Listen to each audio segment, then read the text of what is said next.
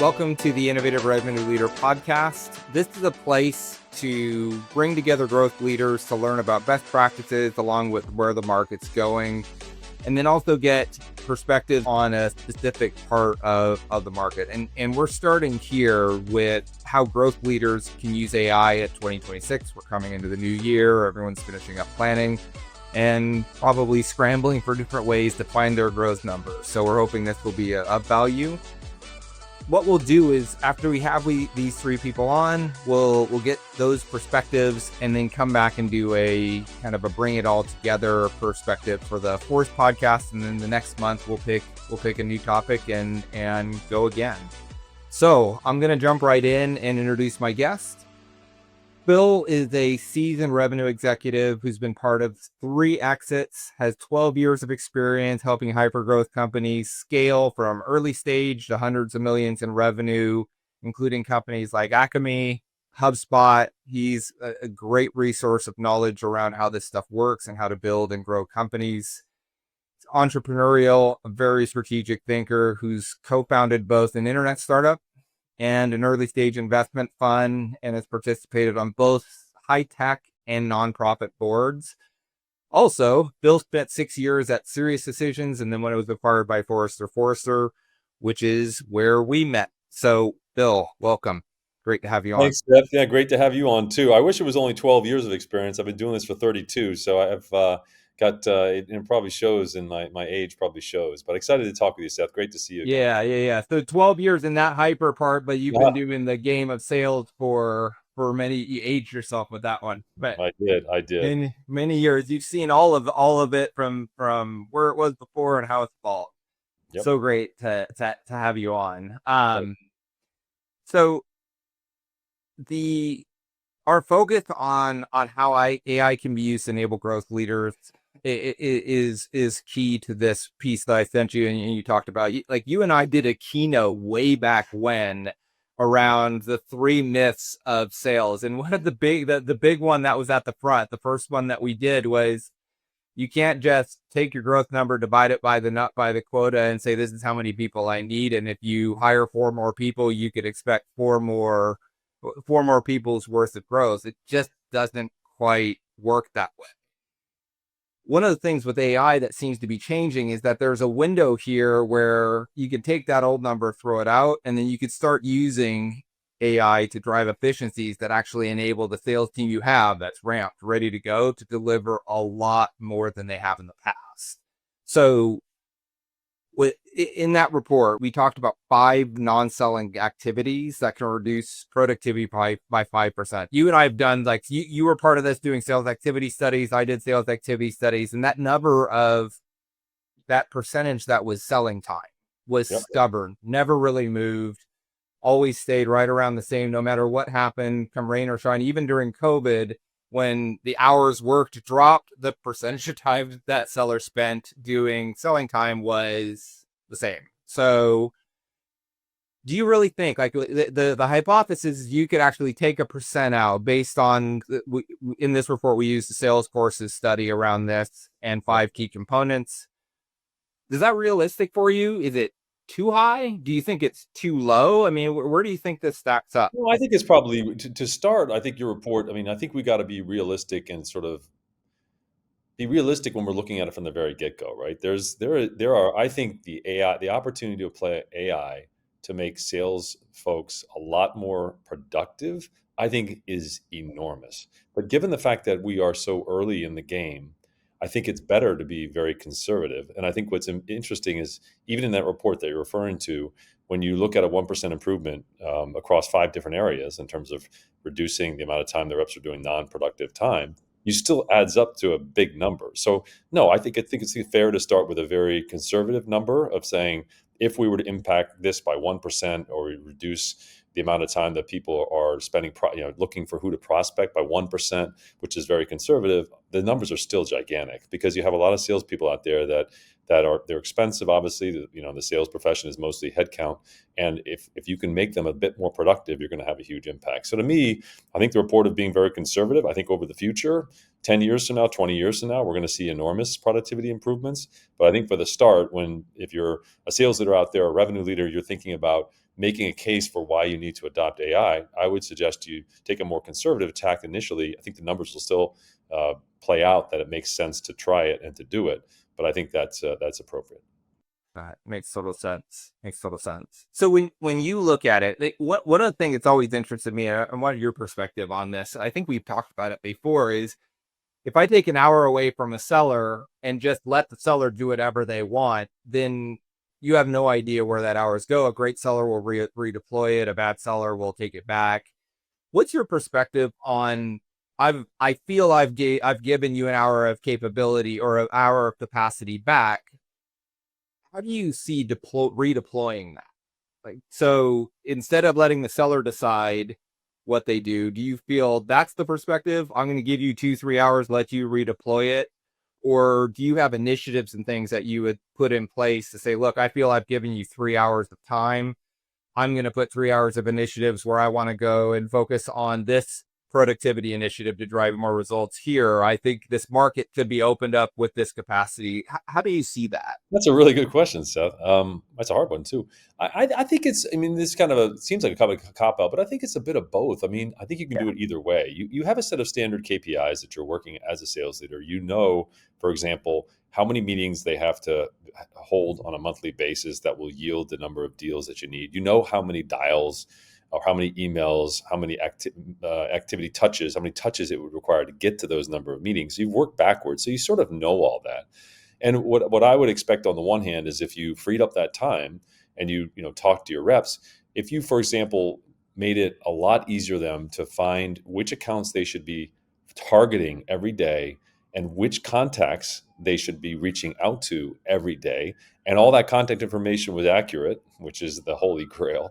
The account information was accurate. I think you could make a very strong case that then by freeing that rep up from doing that, now they're spending more time executing. And I would expect you'd see that in incremental activity, that you'd see more dials, more emails that would translate into more meetings held, that would translate into more deals. I mean, that should be so. I think you could look at it within the framework of your current KPIs and expect improvements within that. But you could also say, I'm going to deploy this for a certain initiative. For example, I think we're going to use the play we're going to run is we're going to spend more time selling back into the install base with this new product. And I don't think we're investing enough time. I'm going to take that 3% improvement in time, a couple hours a week, and I'm going to ask them to take that and point it at the install base. And I'm going to give them a play and a script and the materials to do that. So I'm not sure it's really one way or the other. I think you can actually do it either way.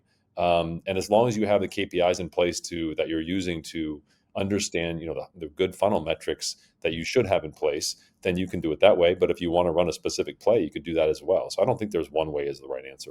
Yeah, that's great perspective. I hadn't even thought about that. Yeah, if you have the metrics, you're just going to see as I draw capacity, I'm going to see the rest of those measures rise. And as long as they rise, then you're getting what you need. So you don't even need to tell them per se. You would just say, I expect to see an increase in productivity of X based on, Exactly. that's a great way to look And at then it. they should, right? I mean, Yeah, yeah. again, back to that account. I mean, this is one thing that I've dealt with this everywhere I've ever been. I mean, the amount of time that reps spend, or BDRs, frankly, that spend trying to identify which accounts to call and which contacts in the contact information, there is so much wasted energy, and that should all be done by AI. And I can talk a little bit about what we're doing here and what we've tried to attack this problem.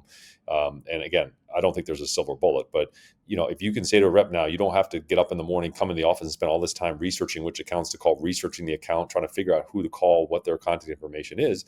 You just sit down and the system tells you, here's who to call today. Here are the best looking leads that you should call. Here's what to say. Here's how many times that you should reach out today via email or calling. And the contact information is all up to date.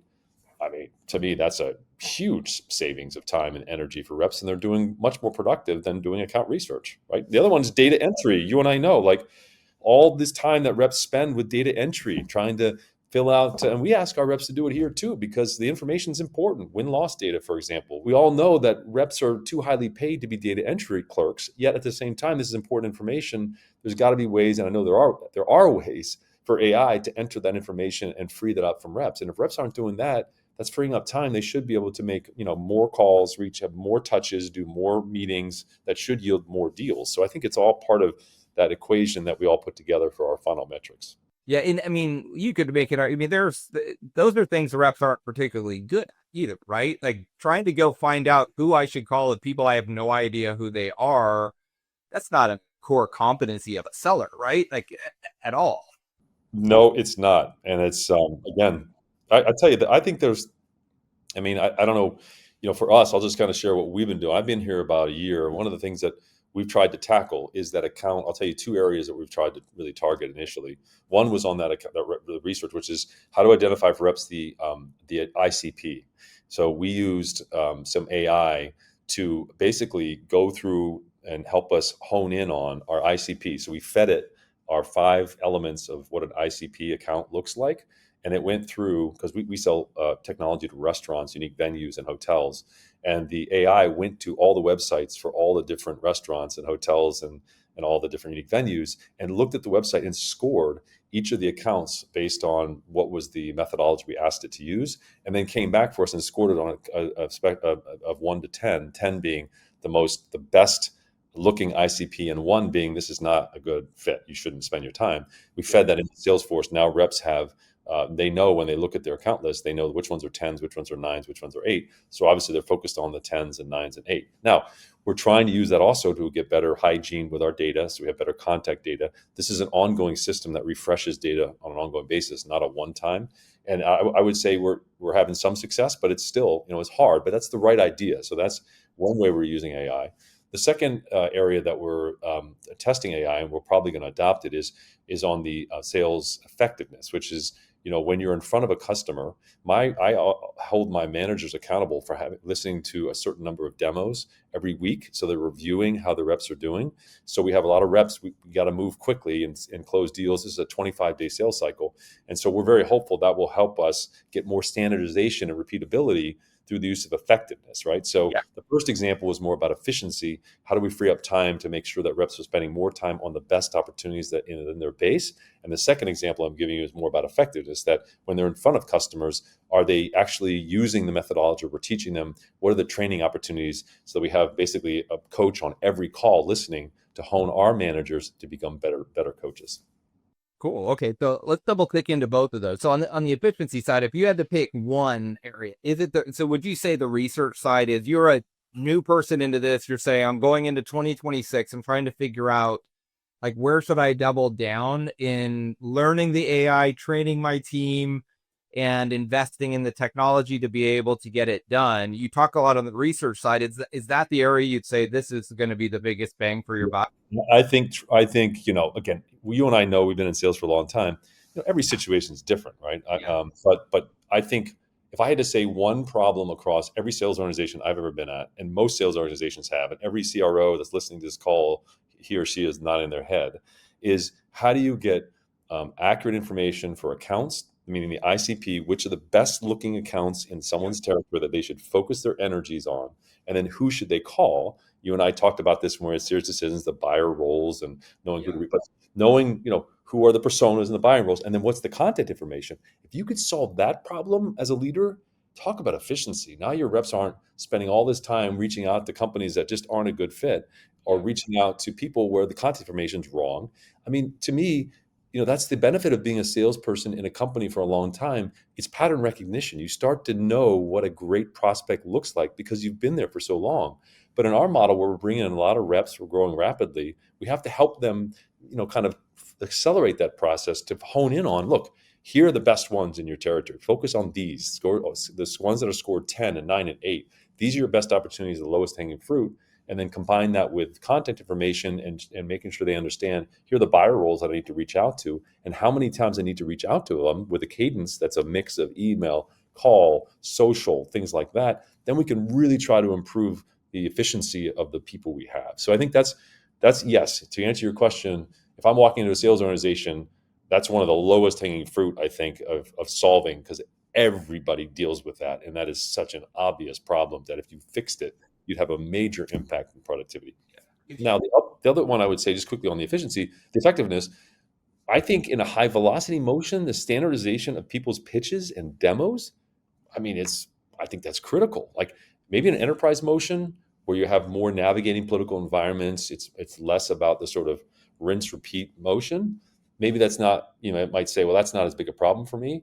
But for me, in the motion I have in place, that's a really low hanging fruit. The other one I would say is sort of practicing. If you're bringing and onboarding a lot of reps, how do you let them have more practice before they get on the phone with prospects? And so, is there a way for AI to listen to a reps, a new reps demos and give it feedback on how the demo went? Like, it's actually role playing, meaning Yeah. the system itself is acting as the customer and actually talking to the rep. There's things that we've already looked at a couple solutions. We don't think anything's quite there, but that's a big one too. Think about the productivity improvements if you can reduce your onboarding from 4 months to 3 months, or from 3 months to 2 months, and get people fully productive faster by using that. That has a significant impact. So those are just some of the areas. I'm not saying they're the end all be all for everybody, but I do know from everywhere I've always been, those are challenges that we're dealing with. Yeah, because I mean, if you think on the revenue side, right, the most expensive resource you have is the one that's not ramped yet and making money for you. And role play is a key one. It's an area that we're investing heavily in, and trying to get them getting new sellers up to speed is a beautiful use case. Because if I can put them in role plays on the you talked about a high velocity situation, you know how that call is going to go. Yes. Build the role plays in, and you take those until you start winning. And then you start winning and you start doing the things you want, and I can get you ramped up. Like, one of the things that I would tell clients would be, and that we talk the clients we talk to now, if what take whatever your typical ramp time is and cut it in half, and that's what you should be able to deliver with AI versus what you do today. And that is tangible money into the down to the bottom line from a cost perspective and a revenue perspective. So anybody listening to this call, if you're an AI company and you have a solution for role playing where your AI will role play with my reps and give them feedback, or kind of in real time, reach out to me. I'm interested. We've looked at a couple of things. We don't think it's quite there yet, but You and I it, will talk offline. I that's got something for you.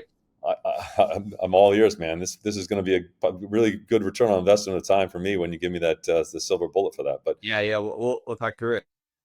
Phil, I mean, these are meant to be short, and really, because I know you're busy and you have a lot going on, I really appreciate you taking the time. I have one last question for you, yeah, and it's really around like we talked about the effectiveness side of things, and how do you think about is your perception of being able, because ROI has always been really difficult to capture for enablement and effectiveness type stuff. Or is your perception of that starting to change with what you're seeing with AI, or do you still think we're a ways off? it is hard. I agree with you. You and I, at Serious Decisions, we grappled with this all the time. And the further away you get from being a quota carrier, the harder it is to kind of measure the impact. I think it's getting closer. I really do. I think connecting the dots is getting closer to investments you make and the return you get. I was building an MBO for my sales ops leader. I should talk to you about that too. I know you could help me with that.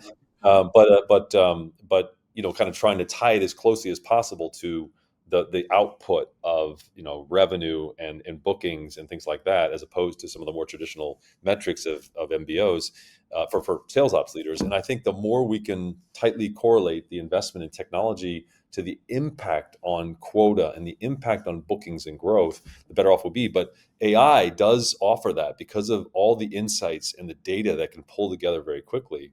I think it offers enormous opportunity for us to be able to really start to hone in on what works and what's having an impact, and show it from the bottom line perspective, as opposed to sort of thinking it's having an impact and kind of understanding it from a gut perspective because we've been in this for so long, but not being able to kind of come forward with a case that says, look, definitively, if we invest in this AI, look at what happened with the productivity ramp time from 3 months to 2 months. Look at the impact. The other area, by the way, that we're looking at is also interviewing and hiring.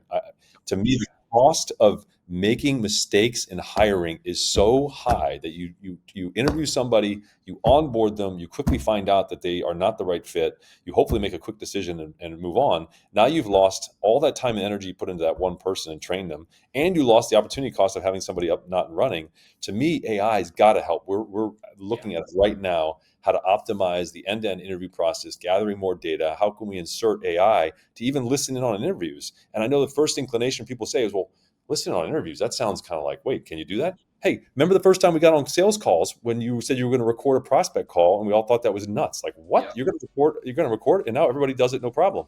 So to me, like that area too of helping us better understand candidate fit so that we have a better chance of hitting, so that when we get those people, they ramp faster and we don't have the attrition problem, which is another big problem in sales, as you know, 25 to 33% a year.